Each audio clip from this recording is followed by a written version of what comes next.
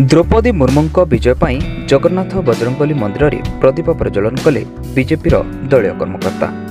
आसंता काली राष्ट्रपति निर्वाचन एनडीए दलरू ओडिशार आदिवासी महिला द्रौपदी मुर्मूଙ୍କ विजय ପାଇଁ आज कोकसरा ब्लॉक लडुगाँ जगन्नाथ बजरंगबली मंदिर रे समूह प्रार्थना करने सह दीप प्रज्वलन करिसेंती।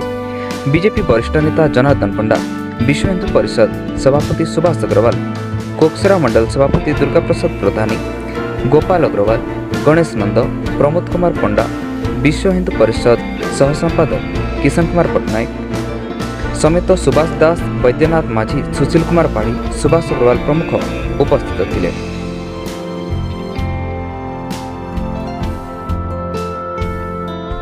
द्रौपदी मुर्मू अतीत जड़े दक्ष नारी थिले एवं ओडिशा रे मध्य से मंत्री भाव में दीर्घदिन थिले। दुई थर एमएलए भाव में निर्वाचित होती एवं तापरे 2021 पर्यंत आमर झारखंड राज्यपाल भाव में से थिले।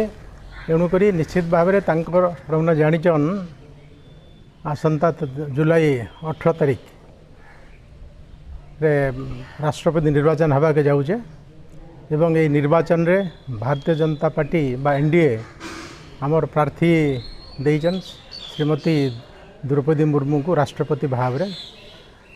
एणु यही निर्वाचन रे किभली भाव में बहुत संख्यार भोट पाइकरी निर्वाचित हेबे राष्ट्रपति भाव में, से आज आम समस्ते एकत्रित होकरी बजरंग दली एवं जगन्नाथ मंदिर पाखे आज आम पूजा अर्चना करिछो। जड़े दक्ष नारी श्रीमती द्रौपदी मुर्मू को राष्ट्रपति भाव में जेहेतु प्रार्थी भाव में विचार कराही तो तांको आम बहुत आशातीत भाव में अच्छु भारत वर्ष को से भल भाव में सुपरिचालना करेंगे। जेहेतु अतीत रे तांकर इतिहास निर्मल स्वच्छ छवि अच्छे आउ दक्षतार सहित तांकर दायित्व को निर्वाह करिसंती। से आम भगवान ठारे यही कामना करचु कि तांकर ये राष्ट्रपति शासन काल भितर भी से भल भाव में सुपरिचालना करंतु आउ दक्षतार सहित सुनाम अर्जन करंतु सारा विश्व में ये प्रकार कामना करचु।